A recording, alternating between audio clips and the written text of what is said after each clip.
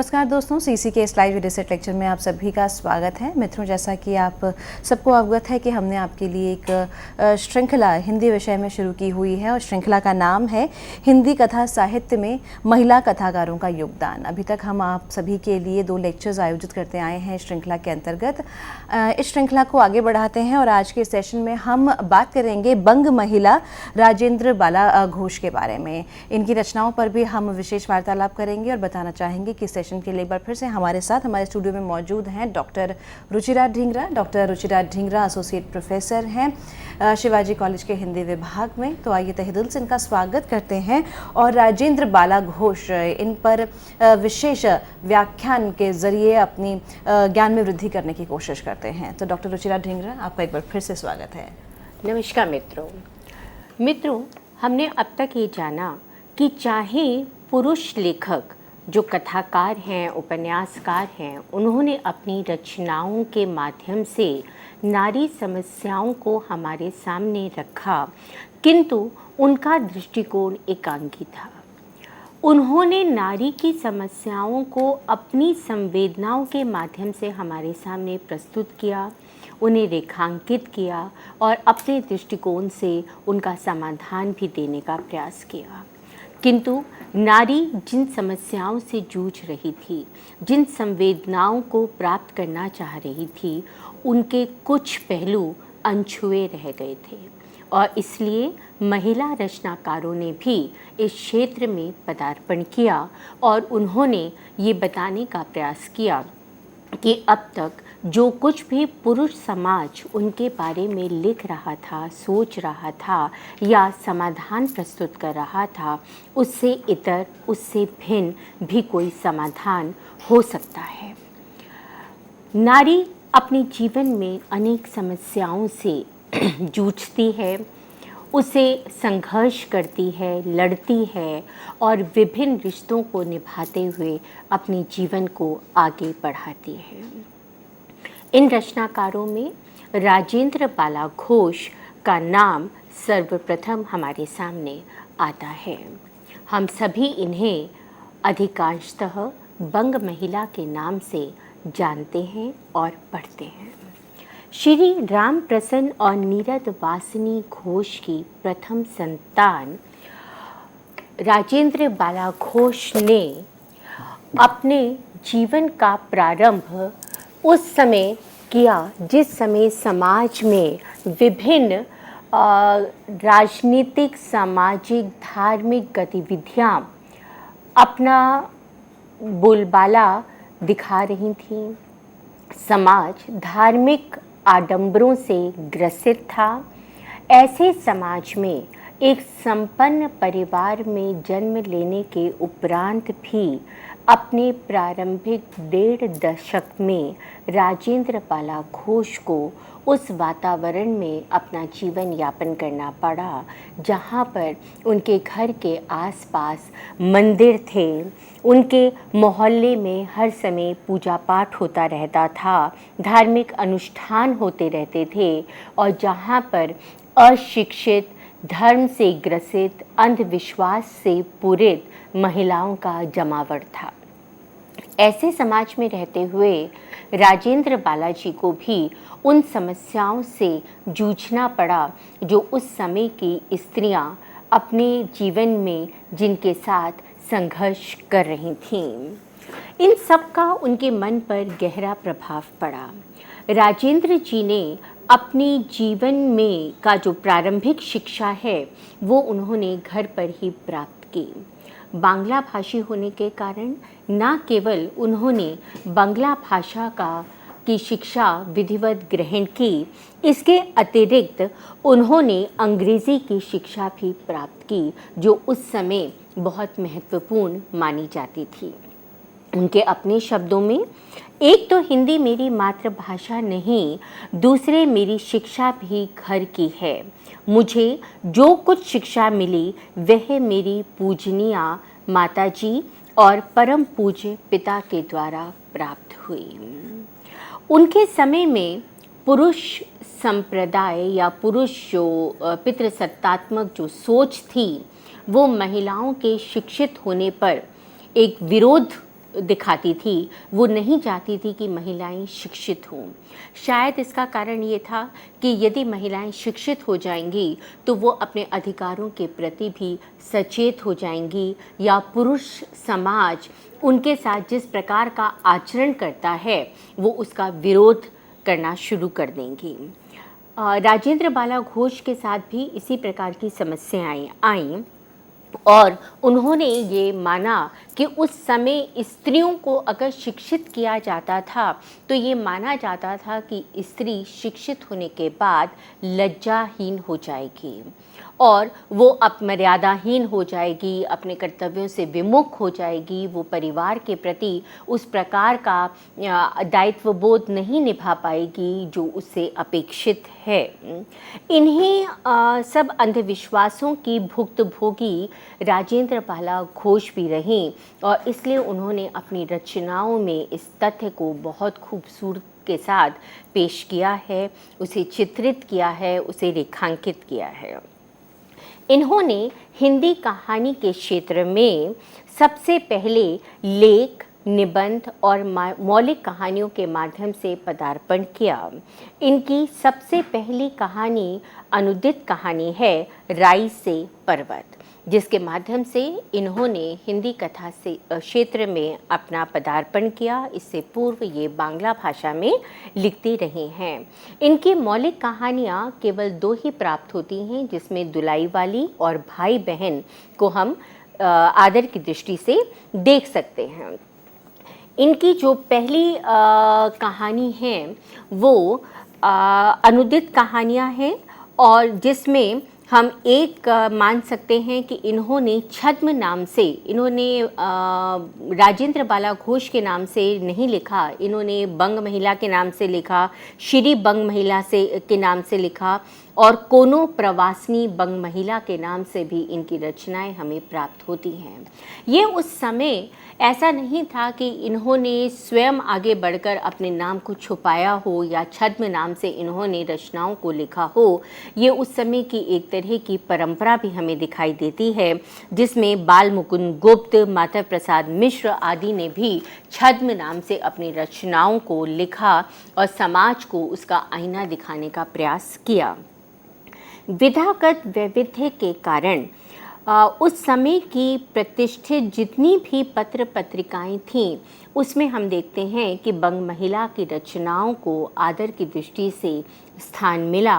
लोगों ने उनकी रचनाओं को पढ़ा, सराहा और उनसे प्रेरणा प्राप्त की।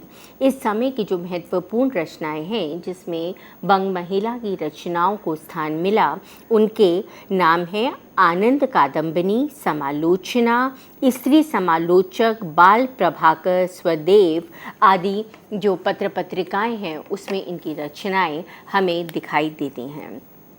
कालांतर में इन्होंने अपनी दोनों मौलिक कहानियों दुलाई वाली और भाई बहन के साथ 10 अनुदित कहानियों को 20 पृष्ठों की एक पुस्तक के रूप में प्रकाशित किया और उसने भी पाठकों के सामने उस समय के समाज को, उस समय की नारी जीवन को, उन नारी जीवन के में जिस प्रकार की समस्याएं आती थीं उन सब को अपने पाठकों के सामने प्रस्तुत किया।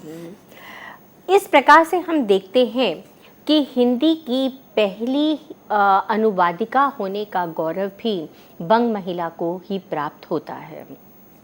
किशोरी लाल गोस्वामी की इंदुमती और शुक्ल जी का 11 वर्ष का समय, यद्यपि ऐसी रचनाएं हैं जिन्हें कुछ आलोचकों ने हिंदी की प्रथम मौलिक कहानी माना है, किंतु यदि हम देखें कि इन कहानियों में आकस्मिक घटनाएं, चमत्कार आदि हमें प्रचुर मात्रा में दिखाई देता है और इस दृष्टि से यदि हम विद्वानों के मतों में से अगर हम रेखांकित करना चाहें तो हम ये देखेंगे कि बंग महिला की दुलाई वाली को मौलिक होने का आदर प्राप्त है और आलोचकों ने की एक राय है कि उन्हें ही हिंदी की पहली मौलिक कहानी का गौरव प्राप्त हो। तिलस्मी, अय्यारी, प्रेम के अतिशयोक्तिपूर्ण वर्णनों से उस समय का कथा साहित्य, जिसमें कहानी और उपन्यास दोनों ही आ जाते हैं, भरा पड़ा था। और बंग महिला को ये बात अशोभनीय लगती थी। उन्हें लगता था कि जीवन के यथार्थ को दिखाने के लिए अतिशयोक्तिपूर्ण वर्णन होना ज़रूरी नहीं है। हम सीधी सपाट भाषा में भी समाज का चित्रण कर सकते हैं। समाज के जीवन में व्याप्त कुंठाओं को, अंधविश्वासों को, कुरीतियों को अपने पाठकों के सामने ला सकते हैं। उन्होंने हिंदी ग्रंथकार शीर्षक लेख में लिखा भी है, हिंदी पाठकों का सिद्धांत है कि बंग भाषा के कितने ही उपन्यास अश्लील हैं। काशी के एक गोस्वामी महाशय द्वारा रचित चपला एक उपन्यास हाल में प्रकाशित हुआ है। इस चपला की चपलता देखने से स्त्रियों की बात जाने दीजिए, पुरुषों को भी लज्जित होना पड़ता है।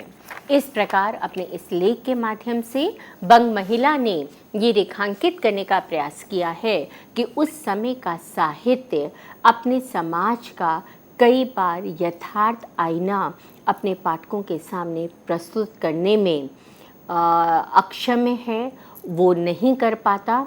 और दुलाई वाला इस दृष्टि से एक बहुत ही महत्वपूर्ण रचना है। उन्होंने अन्यत्र लिखा है, काशी के उपन्यासों में क्या अनाप शनाप लिखा जाता है, कुछ समझ नहीं आता। अय्यारी और तिलस्मी के जोर से आधुनिक हिंदी ग्रंथकार जितने असंभव कार्य हैं, सबको संभव कर दिखाते हैं।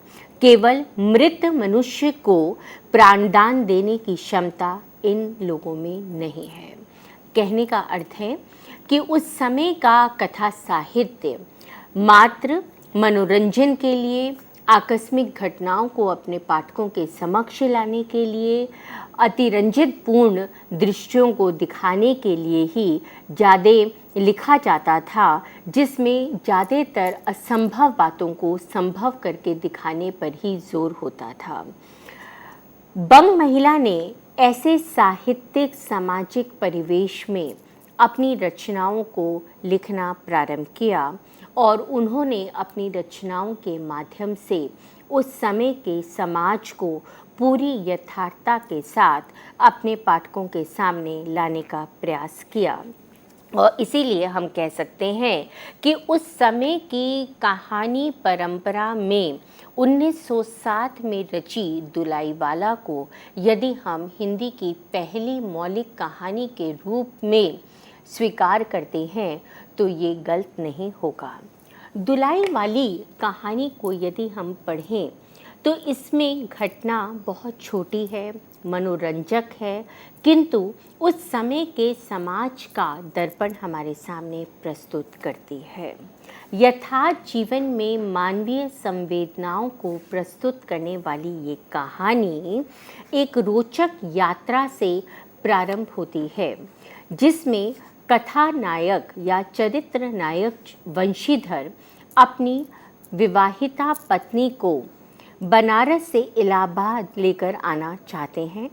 साथ में उनका ममेरा भाई नवल किशोर अपनी परिणीता के साथ उनके साथ आने की बात कहता है। वंशीधर बहुत खुश हैं कि रास्ते का साथ उन्हें मिल रहा है और अब उनकी यात्रा बहुत अच्छी तरह आगे चल सकती है, निकल सकती है। यात्रा के समय वो देखते हैं कि एक व्यक्ति दुलाई ओढ़कर उनके साथ है, सारी यात्रा उनके साथ करता है, पर उन्हें कहीं पर भी नवल किशोर दिखाई नहीं देता। परिवार के बाकी लोग इस बात से परेशान हैं कि कहीं वह स्टेशन पे तो नहीं छूट गया, कहीं बीमार तो नहीं हो गया, ऐसी कौन सी बात है कि वो हमारे साथ नहीं हैं, और इस बात से वो सारे के सारे परेशान होते हैं। नवल किशोर दुलाई ओढ़कर इस सारी की सारी घटना को देखकर आनंदित होते हैं, किंतु अपने रहस्य पर से पर्दा नहीं उठाते कि वो पूरी यात्रा उन्हीं के साथ कर रहे हैं। कहानी छोटी है मनोरंजक है और कहानी का जो शीर्षक है वो मूल संवेदना से जुड़ा हुआ है। किसी भी कहानी को पढ़ने से पहले हम उसके शीर्षक को देखते हैं और अगर वो शीर्षक छोटा है, जिज्ञासावर्धक है, मूल संवेदना से जुड़ा हुआ है और पाठक को ये प्रेरित करता है कि वो कथा को आद्यंत पढ़े, तो शीर्षक की सार्थकता स्वयं सिद्ध हो जाती है। दुलाई वाला को अगर हम देखें तो दुलाई वाली में भी पाठक के सामने ये जिज्ञासा रहती है कि दुलाई वाली कौन है, किसकी यात्रा दुलाई वाली के रूप में चल रही है, और पाठक आद्यंत कथा को पढ़ने के लिए उत्साहित हो उठता है। इस कहानी का प्रारंभ बनारस के 10 अश्वमेध घाट के साथ होता है तथा कथा अत्यंत स्वाभाविक ढंग से चरम सीमा को प्राप्त होती है और चरम सीमा के पश्चात अंत हो जाता है। किसी भी कहानी में की सार्थकता इस बात में है कि चरम सीमा के बाद कहानी बहुत लंबे समय तक आगे ना घसीटी जाए, क्योंकि चरम सीमा के बाद यदि अंत जल्दी नहीं होता तो पाठक उसकी रोचकता समाप्त होने लगती है और वो कथा में वो आनंद नहीं ले पाता जिसके लिए उसने कथा को पढ़ना या सुनना प्रारंभ किया था। कहानी की कथा आद्यंत अबाधित रूप से चलती रहती है। अंत में दुलाई वाली का रहस्य उठता है और सब यह देखकर बहुत प्रसन्न हो जाते हैं कि जो व्यक्ति दुलाई ओढ़कर उनके साथ यात्रा कर रहा था वही वस्तुतः नवल किशोर है। कहानी के अंत में बंग महिला ने परंपरागत विधि से अंत भला तो सब भला के रूप में अपनी उक्ति के साथ कहानी का अंत किया है।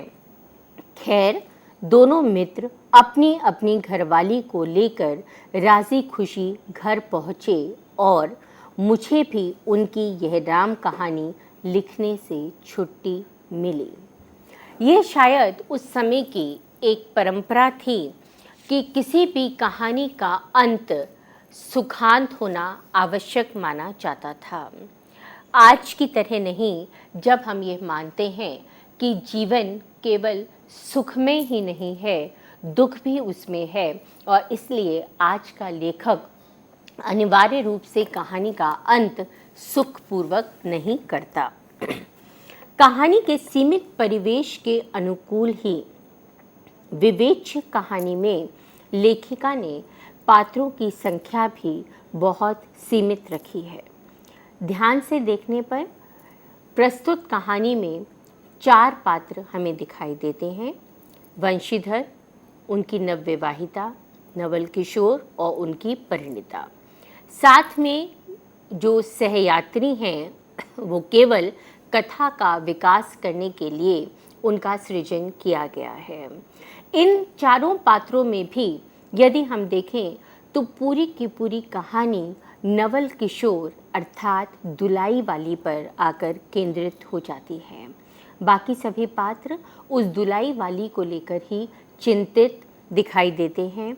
इस दुलाई वाली के ही इर्द गिर्द पूरी की पूरी कथा घूमती है और अंत में फल की प्राप्ति भी अगर हम देखें तो दुलाई वाली के साथ ही होती है, जब ये रहस्य का उद्घाटन होता है कि दुलाई वाली ही नवल किशोर है और वो उन लोगों के साथ आद्यंत यात्रा कर रही थी।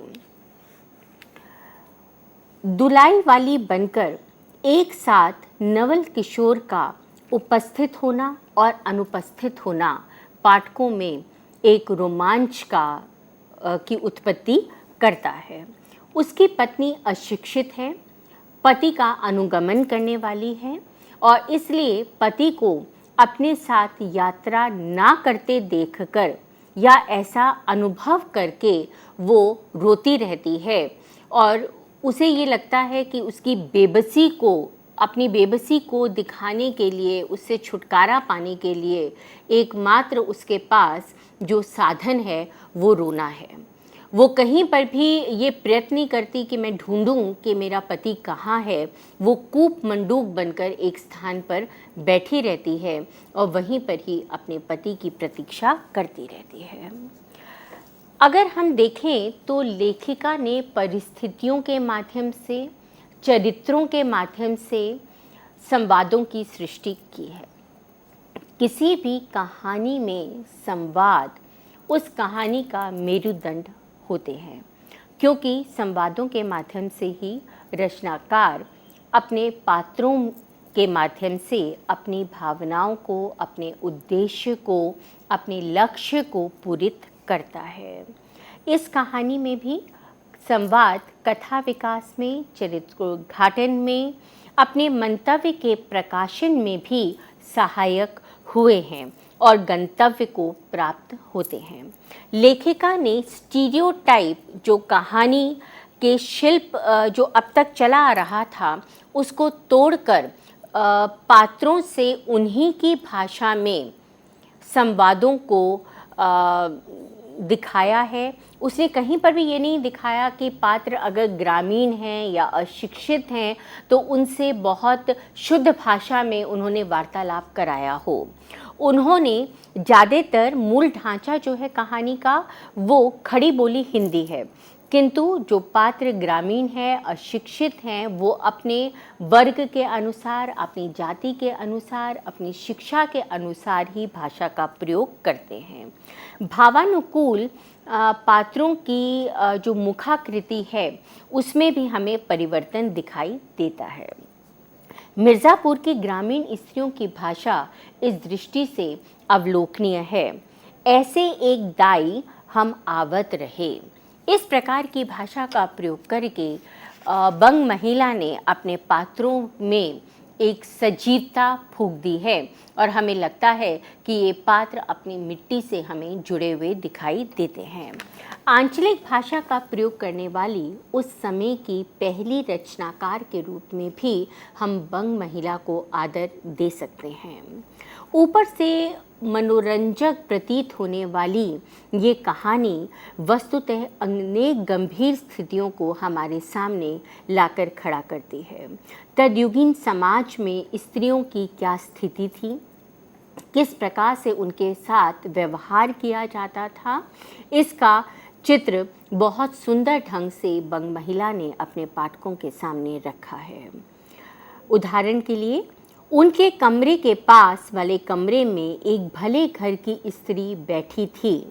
वह बेचारी सिर से पैर तक ओढ़े, से झुकाए, एक हाथ लंबा घूंघट काढ़े, कपड़े की गठरी सी बनी बैठी थी।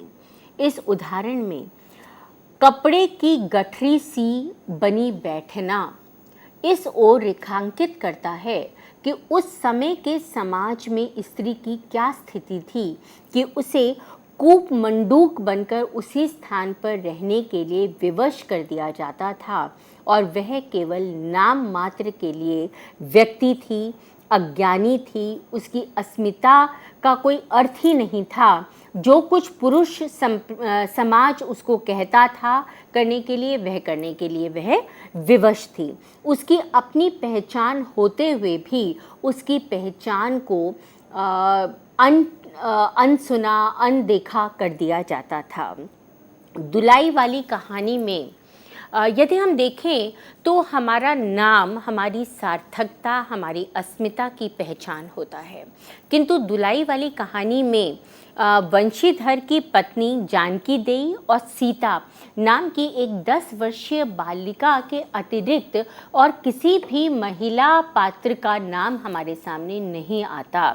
और इससे भी हमें ये स्पष्ट हो जाता है कि उस समय के समाज में स्त्रियों की अस्मिता के ऊपर किस प्रकार का प्रश्न चिन्ह लगा दिया जाता था, या हम कह सकते हैं कि उन्हें कोई महत्व नहीं दिया जाता था। नवल किशोर की पत्नी अशिक्षित हैं और इसलिए हमें ये भी पता चलता है कि किस प्रकार से उस समय के समाज में स्त्रियों की शिक्षा के ऊपर बल नहीं दिया जाता था और ये माना जाता था कि यदि स्त्री शिक्षित है तो निश्चित रूप से उसे वैधव्य मिलेगा। अगर वो शिक्षित है तो इसका मतलब है वो लज्जाहीन है, अगर वो शिक्षित है इसका मतलब ये है कि वो अपने मार्ग से भटक गई है। और इस प्रकार की बात भी हमें इस बंग महिला की इस धुलाई वाली में दिखाई देती है, जहाँ पर नवल किशोर के अदृश्य होने पर उसकी पत्नी केवल रोती रहती है। भाषा की दृष्टि से अगर हम देखें तो बंग महिला की इस रचना में हमें मधुरता दिखाई देती है। भाषा का चयन बहुत सटीक ढंग से हुआ है और उन्होंने उन शब्दों का प्रयोग किया है जो उनके पात्रों के लिए अनुकूल था।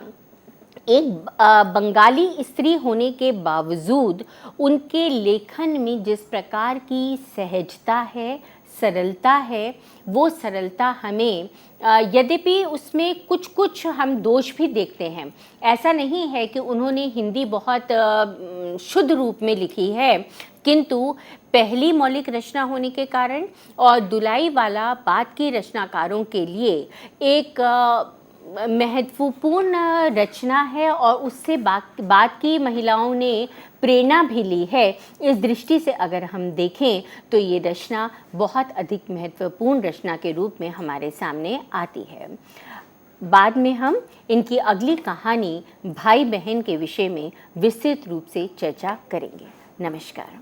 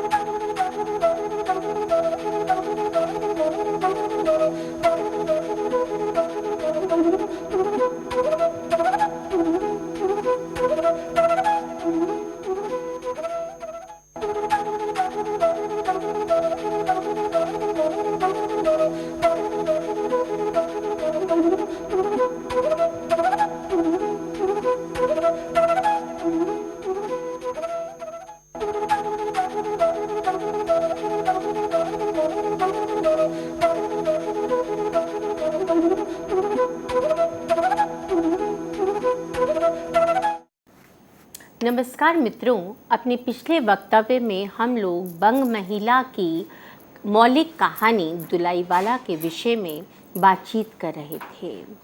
अपने लेखन के विषय में बंग महिला बहुत स्पष्ट थी। बंगाली होने के बाद भी उन्होंने हिंदी में अपनी रचनाओं को लिखा और इस दृष्टि से अगर हम देखें तो दुलाई वाली एक बहुत ही महत्वपूर्ण रचना है। बंगाली होने पर भी उनकी हिंदी कहानियों की भाषा शैली में हमें मधुरता दिखाई देती है और प्रभाव की दृष्टि से भी अगर हम देखें तो उनकी रचनाएं महत्वपूर्ण हैं। उनकी रचनाओं पर प्रकाश डालते हुए जगन्नाथ प्रसाद गुप्त ने अपना अभिमत स्पष्ट करते हुए लिखा है, उनकी लेखन शैली सरल, मधुर और प्रभावोत्पादक है। यदि पढ़ने वाले को यह ना मालूम होने पावे कि इनकी लेखिका एक बंगाली स्त्री है तो कदाचित वे ताड़ भी ना सकें कि यह कृति एक स्त्री की, सो भी अन्य भाषा भाषी स्त्री की है। स्वयं बंग महिला भाषा विषयक दृष्टिकोण को अपने समय से भिन्न मानकर लिखती थीं। उस समय के जो रचनाकार थे वो जिस भाषा में अपना लेखन लिख रहे थे उससे बंग महिला सहमत नहीं थीं और उन्होंने इस विषय में लिखा भी है। इस समय की जो रचनाएं हैं उनमें मुसलमानी शब्द इतने रहते हैं कि उसे किसी हिंदुस्तानी की मातृभाषा कहते लज्जा मालूम होती है। क्या यह लेखक अपनी जननी व सहधर्मिणी से ऐसी भाषा में वार्तालाप करते हैं? बनारस के विभिन्न स्थानों और इलाहाबाद तक के मार्ग में पड़ने वाले विभिन्न स्टेशनों के नामों को भी बंग महिला ने अपनी दुलाई वाली में वर्णित किया है। और इस दृष्टि से हम कह सकते हैं कि बंग महिला अपने आसपास के वातावरण के प्रति भी सचेत थी और अपने पाठकों को उससे अवगत कराना अपना एक दायित्व मानती थी। ससुराल जाते समय घर के वातावरण का चित्रण करते हुए उन्होंने बहुत खूबसूरत तरीके से कहा है, उसी दिन वंशीधर का जाना स्थिर हो गया। सीता बहन के संग जाने के लिए रोने लगी। माँ रोती धोती लड़की की विदा की सामग्री इकट्ठी करने लगी। जानकी देई रोती ही रोती तैयार होने लगी। कोई चीज़ भूलने पर धीमी आवाज़ से माँ को याद भी दिलाती गई। कितनी सुंदर ढंग से उन्होंने विदा होती हुई लड़की का वर्णन किया है कि एक तरफ अपने परिवार से अलग होने का दुख, दूसरी तरफ ससुराल जाने की जिज्ञासा और अपनी कोई चीज़ छूट ना जाए इस बात के तरफ भी जो लड़की है वो सचेत रहती है। इस तथ्य को बहुत सुंदर ढंग से उन्होंने अपनी इस रचना में उद्घाटित किया है। देशज शब्दों के प्रयोग में भी लेखिका ने निसंकोच रूप से अपने भावों को अभिव्यक्त किया है। नवल की बातें और ना जाने क्या अगड़ बगड़ सोचते सोचते गाड़ी कई स्टेशन डाक कर मिर्जापुर पहुंची। इस प्रकार हम देखते हैं कि बंग महिला ने अपने भावों को अभिव्यक्त करने के लिए शुद्ध भाषा का प्रयोग करने पर जोर नहीं दिया है। उन्होंने पात्र जिस परिवेश से संबंधित हैं उस परिवेश को उद्घाटित करने के लिए उन्हीं की भाषा का प्रयोग किया है। कहानी मनोरंजक है और मनोरंजन के साथ साथ उपदेश देने के दो महत्वपूर्ण उद्देश्यों को सार्थक करती है। दुलाई वाला के अतिरिक्त बंग महिला की दूसरी मौलिक रचना भाई बहन है। तदयुगीन वातावरण पर गांधी जी का कितना अधिक प्रभाव था, इस बात को ये कहानी स्पष्ट रूप से अपने पाठकों के सामने उजागर करती है। कहानी इस संबंध में भारतवासियों की उदासीनता पर भी टिप्पणी करती है कि आज का जो उस समय का जो समाज था वहाँ पर रहने वाले जो भारतवासी थे वो स्वदेशी वस्तुओं के प्रति किस प्रकार से अनभिज्ञ थे, उनके प्रति सचेत नहीं थे और विदेशी वस्तुओं के प्रति किस प्रकार का उनमें मोह था। लेखिका के अनुसार हम लोगों में यह भारी दोष है कि जितना कहते हैं उसका चौथाई भी नहीं करते। यह बात तो सभी लोग कहेंगे कि भारत का बहुत कुछ सुधार करना है, किंतु उसकी बिगड़ी हुई दशा सुधारने में बहुत कम मनुष्य दत्तचित्त दिखाई देते हैं। ये कहानी एक छोटी सी घटना को हमारे सामने लेकर आती है। पिता के साथ मेले में गए भाई बहन पर इसकी पूरी की पूरी कहानी केंद्रित है। दोनों भाई बहन पिता के साथ मेले में जाते हैं। भाई साहब अपने लिए विदेशी खिलौना लेता है, जबकि बहन गंगा देई अपने लिए 1 पैसे का मिट्टी का खिलौना लेती है। पूरे रास्ते भाई बहन को चिढ़ाता रहता है, किंतु बहन अपने लिए हुए खिलौने से खुश है। दोनों घर पहुंचते हैं। दोनों के लड़ते लड़ते जब अपने बड़े भाई के पास जाते हैं तो उनका बड़ा भाई उन्हें ये समझाता है कि गंगा देई द्वारा लिया गया 1 पैसे का मिट्टी का खिलौना ज़्यादा महत्वपूर्ण है, क्योंकि वो स्वदेशी है। उस पे खर्च किया गया पैसा भारत के कारीगरों को ही मिलेगा, इसलिए साहब द्वारा लिया गया विदेशी खिलौना चाहे सुंदर है, ज़्यादा आकर्षक है, किंतु वो महत्वहीन है क्योंकि उसका पैसा विदेश जाएगा और वो स्वदेशी नहीं है। वो कहते हैं तुमको चाहिए कि अपने देश की भलाई के लिए उपाय विचारो और उन्हें सीखो। लड़कपन में जिस बात का प्रभाव मनुष्य पर पड़ जाता है, बड़े होने पर वह उसी के अनुसार व्यवहार करता है। यदि तुम अभी से देशी चीज़ों को काम में लाओगे तो मैं स्वदेश की बनी कोई उत्तम चीज़ तुम्हें इनाम में दूंगा। भाई के द्वारा इस प्रकार की शिक्षा देने से साहब आजीवन स्वदेशी वस्तुओं के प्रति एक संकल्प लेता है और वो उस खिलौने को दोबारा से इस्तेमाल नहीं करता, उसको त्याग देता है। इसी प्रकार से अपना विदेशी नाम साहब भी त्याग देता है और अपने वास्तविक नाम वेणी माधव शरण को अपना लेता है, जिसे अपनाने में वह पहले संकोच का अनुभव करता था। इतना ही नहीं, वह अपने वय में से स्वदेशी वस्तुओं का एक मात्र भंडार भी खुलवाता है और दूसरे लोगों को भी इस बात के लिए प्रेरित करता है कि वो स्वदेशी चीज़ों को अपनाएं। वो वकील बनता है और वकील बनकर अपने देशवासियों के लिए सेवा कार्य करता है। उक्त वक्तव्य लेखिका के स्वदेशी प्रेम को भी हमारे सामने उद्घाटित करता है, स्पष्ट करता है और उन पर गांधी जी के स्वदेशी आंदोलन के प्रभाव को भी हमारे सामने लेकर आता है।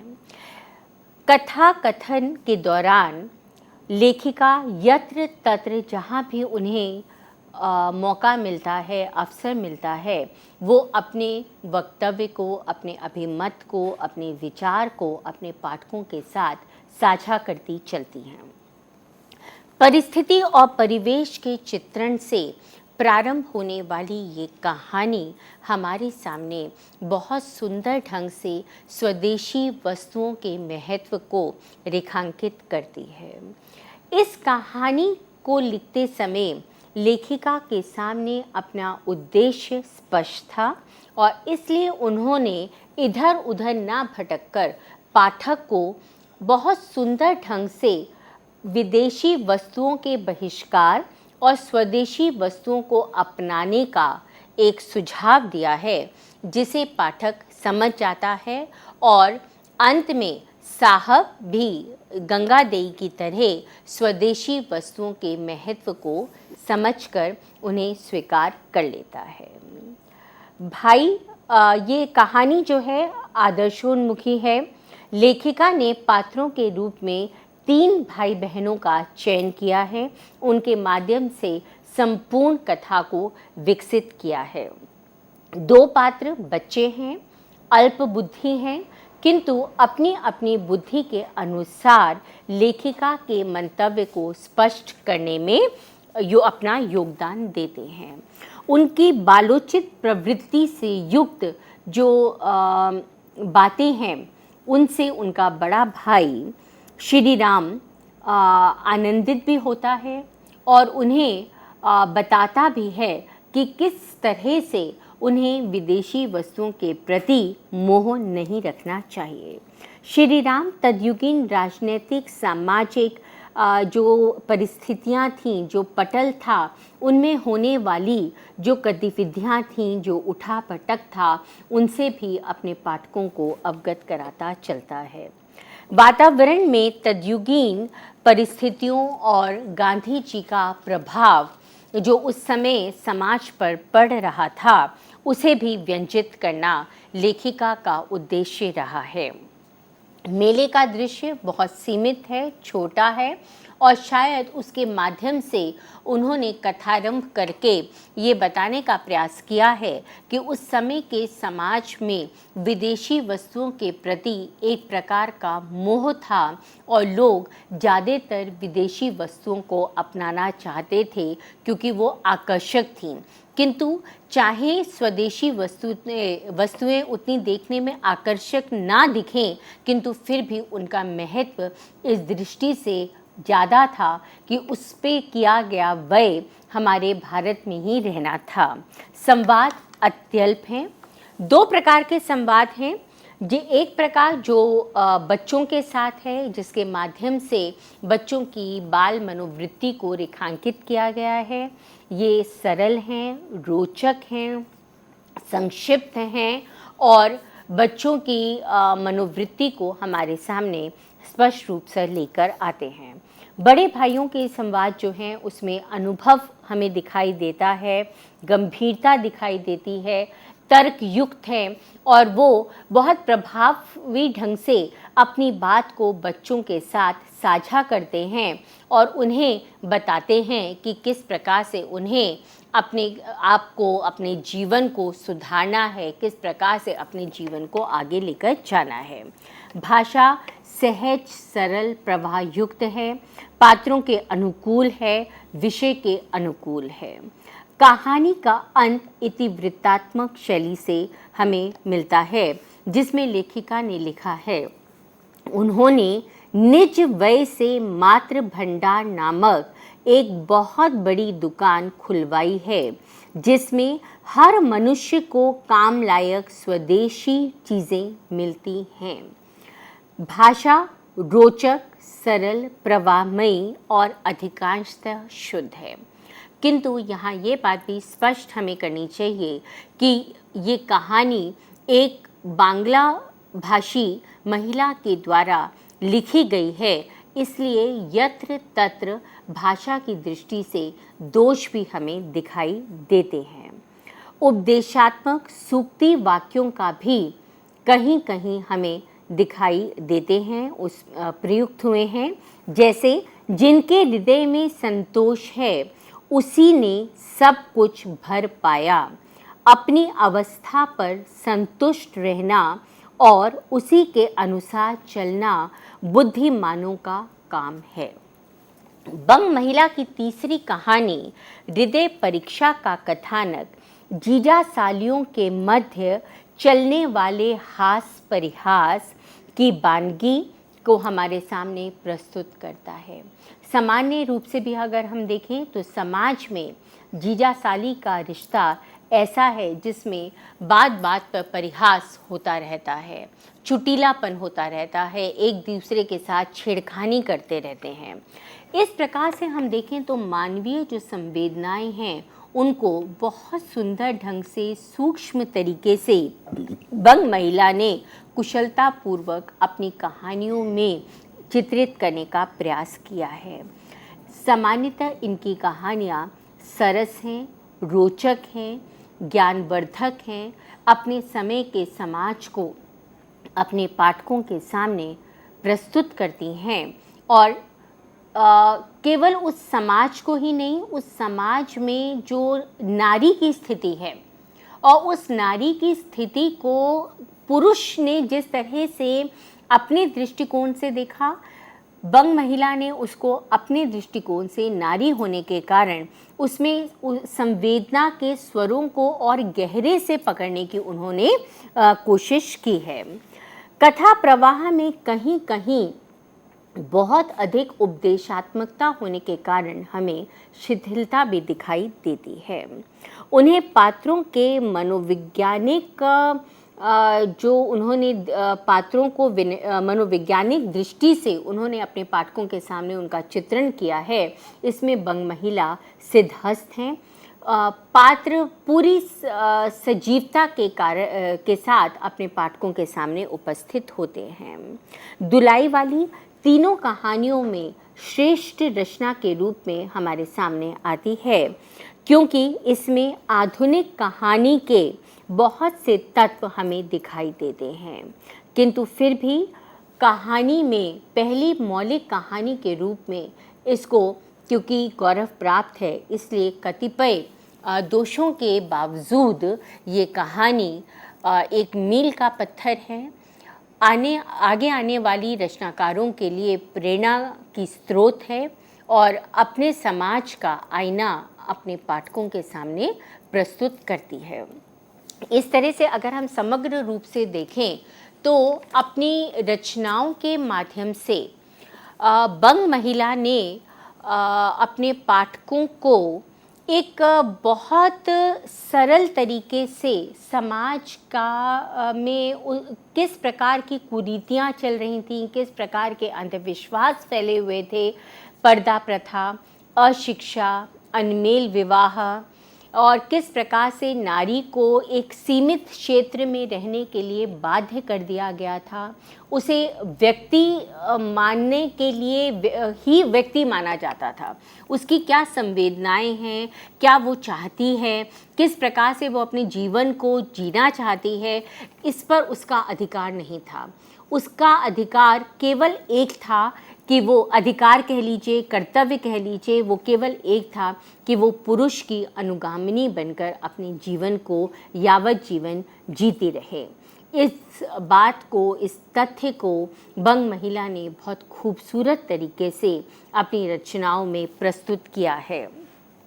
कह सकते हैं कि ऊपर से मनोरंजक दिखने वाली उनकी रचनाओं में अगर हम ध्यान से देखें तो बहुत कुछ गंभीर तथ्य हमारे सामने उभर कर आते हैं, हमें सोचने के लिए विवश करते हैं कि उस समय के समाज में किस प्रकार का जीवन व्यक्ति जी रहा था, किस प्रकार से विदेशी वस्तुओं के प्रति मोह था, किस प्रकार से गांधी जी के प्रभाव स्वरूप लोगों में एक चेतना जागृत हो रही थी और वो स्वदेशी वस्तुओं को अपनाने के लिए आगे बढ़ रहे थे, विदेशी वस्तुओं का बहिष्कार कर रहे थे। इस प्रकार की बातों को उन्होंने बहुत सुंदर तरीके से, बहुत सहज ढंग से और छोटी छोटी घटनाओं के माध्यम से अपने पाठकों को समझाने का प्रयास किया है। यद्यपि उनकी रचनाओं में आज की कहानी के सभी तत्व हमें दिखाई नहीं देते। आज की रचनाएं जिस प्रकार से बहुत शुद्ध भाषा में या बहुत अच्छी तरीके से अपनी बात को पाठकों के सामने रखती हैं, बंग महिला ने बंगला होने के कारण शायद हिंदी क्षेत्र में जब उन्होंने पदार्पण किया तो उस दृष्टि से उनकी कहानियों को हम बहुत अधिक प्रभावपूर्ण नहीं कह सकते या महत्वपूर्ण नहीं कह सकते, किंतु फिर भी बंग महिला ने सर्वप्रथम पहली महिला होने के कारण, पहली महिला कथाकार होने के कारण उन्होंने अपनी रचनाओं के माध्यम से अपने पाठकों को बहुत कुछ दिया है, जिनसे आगे आने वाली कथाकारों ने बहुत कुछ सीखा, बहुत कुछ जाना और पाठकों को उस समय के समाज का, उस समय के व्यक्ति का पूरा चित्रण उन कहानियों के माध्यम से दिखाई देता है। देखा जाए तो उनकी अनुदित कहानियों को भी पढ़कर पाठक बहुत कुछ उस समय के समाज को देख सकते थे, समझ सकते थे। उस समय की और बहुत सी रचनाकार थीं जिन्होंने उस समय के समाज को अपने पाठकों के सामने लाने का प्रयास किया, जिसमें यशोदा देवी, प्रियंवदा देवी, होमवती देवी आदि का नाम समादर से हम ले सकते हैं। ये वो महिलाएं हैं जिन्होंने उस समय समाज में स्त्रियों की जो स्थिति थी या स्त्रियां किस प्रकार से अपने अस्तित्व को लेकर उस समाज से लड़ रही थीं, संघर्ष कर रही थीं, भिड़ रही थीं, इसका चित्रण करने का प्रयास किया है। पाठक चाहे उस समय के समाज को नहीं देख पा रहे, किंतु इन रचनाओं के माध्यम से वो उस समय के समाज को, उस समय की गतिविधियों को, उस समय की राजनीतिक, सामाजिक, धार्मिक जो उठापटक है उससे परिचित हो जाते हैं। उस समय पौराणिक, राजनीतिक, सामाजिक कहानियों का जो परिण हो रहा था वो इस दृष्टि से भी महत्वपूर्ण है कि बंग महिला हों चाहे यशोदा देवी हों, उन्होंने उस समय के धर्म से संबंधित जो व्यक्ति के ऊपर जो प्रभाव पड़ रहा था, क्योंकि धर्म हमारे जीवन में बहुत अधिक महत्व रखता है। हम बहुत कुछ अपने जीवन में इसलिए करते हैं या नहीं करते हैं क्योंकि धर्म हमें उसकी इजाज़त नहीं देता। ये बात भी बंग महिला या उस समय की रचनाकारों ने हमारे सामने रखी है।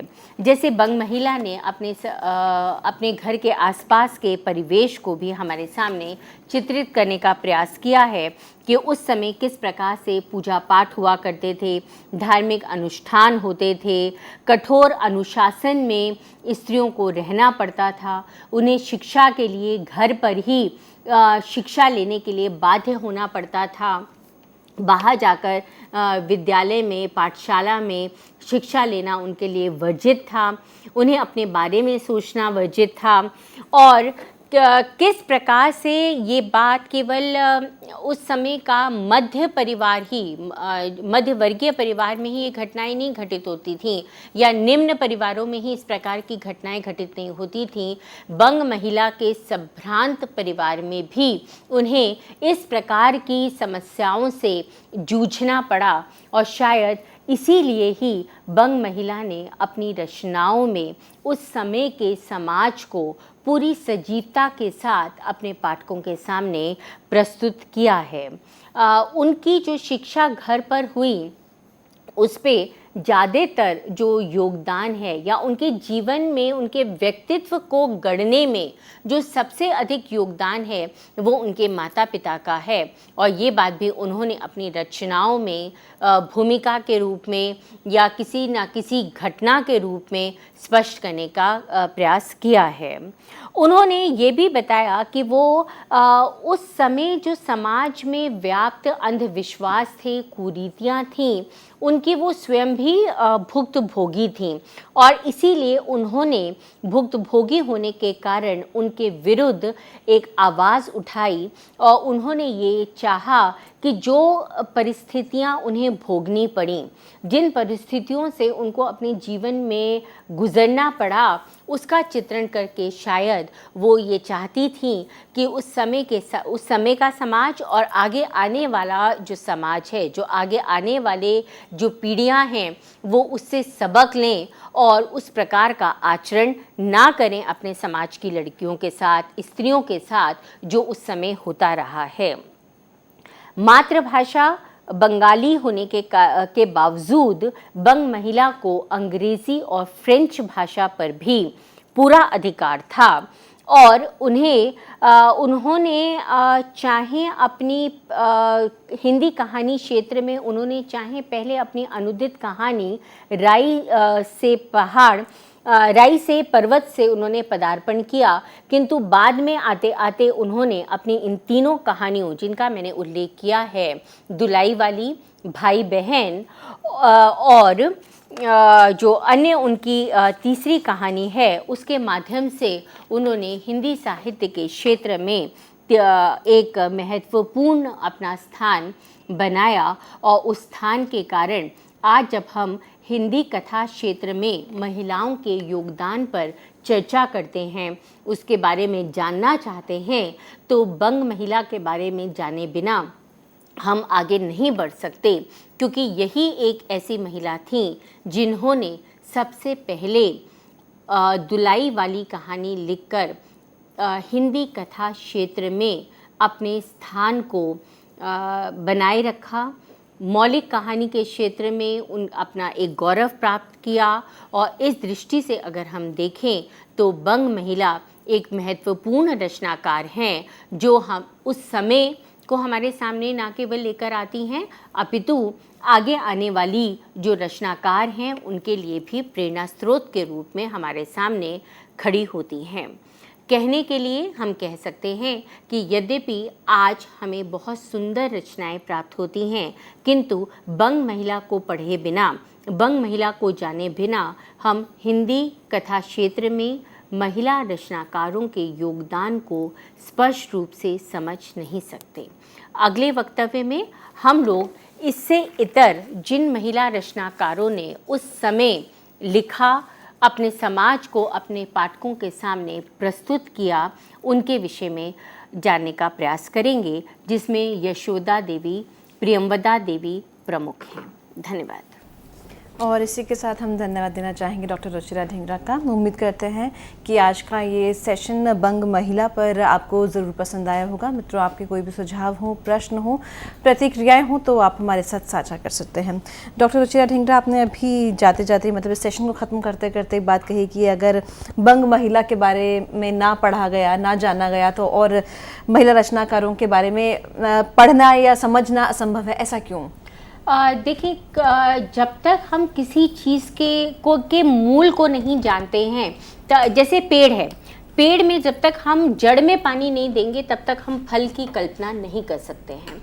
उसी तरह से अगर हम हिंदी कथा क्षेत्र में महिलाओं के बारे में जानना चाहते हैं कि महिलाओं ने किस प्रकार से कथा क्षेत्र में पदार्पण किया, किस प्रकार से उन्होंने अपनी समस्याओं को, महिला जाति की समस्याओं को समाज के सामने रखा, तो हमें ये भी जानना ज़रूरी है कि प्रारंभिक जो रचनाकार हैं, जिस समय महिलाओं ने लिखना शुरू किया उस समय कौन कौन सी महिलाएं थी जिन्होंने लिखना शुरू किया, और उसमें बंग महिला सबसे पहली रचनाकार है। दूसरी बात, अगर हम कहें कि हिंदी की पहली रचना कौन सी है या हम हिंदी की पहली कहानी कौन सी मानेंगे, तो उसमें बंग महिला की दुलाई वाली कहानी को हिंदी की पहली मौलिक रचना होने का गौरव प्राप्त है। तो जब तक हम उसे नहीं पढ़ेंगे तब तक हम आगे आने वाली रचनाओं के विषय में जानना हमारे लिए बेकार हो जाएगा, निरर्थक हो जाएगा, और हम उसे उतनी गहराई के साथ नहीं समझ पाएंगे। बिल्कुल। तो जैसा डॉक्टर रुचिरा ढींगर ने स्वयं कहा कि अगर आप अन्य रचनाकारों को पढ़ना चाहते हैं तो सबसे पहले बंग महिला और ख़ास तौर पर दुलाई, इसको ज़रूर पढ़ें। आपके सोचने और समझने की, साथ ही साथ चीज़ों को देखने की जो प्रतिक्रिया है वो बदलेगी। हम उम्मीद करते हैं कि हम भी आपके जीवन में बदलाव लेकर आएँ। तो यही चाहते हैं कि निरंतर CEC के लाइव एडिसेट लेक्चर्स आप सुने, अपने जहन में बैठा लें कि किस तरह से हमारे द्वारा प्राप्त जो भी सामग्री आपको मिल रही है इससे आपका विकास हो रहा है। इसी बात की हम उम्मीद करते हैं। तो मित्रों, आप अपने सुझाव हमें लिख भेज सकते हैं info.cc@nic.in। जल्द इस लेक्चर को आप सभी के लिए YouTube पर अपलोड कर दिया जाएगा और बाकी के 2 अन्य लेक्चर्स भी आपके लिए YouTube पर हम अपलोड कर चुके हैं। आप सभी से फिर मुलाकात होगी और हिंदी कथा साहित्य में महिला कथाकारों का योगदान, इस श्रृंखला को हम आगे बढ़ाएंगे और बहुत कुछ जानने की कोशिश करेंगे डॉक्टर रुचिरा ढींगरा से। तब तक के लिए आप सभी से विदा लेना चाहेंगे। नमस्कार। नमस्कार।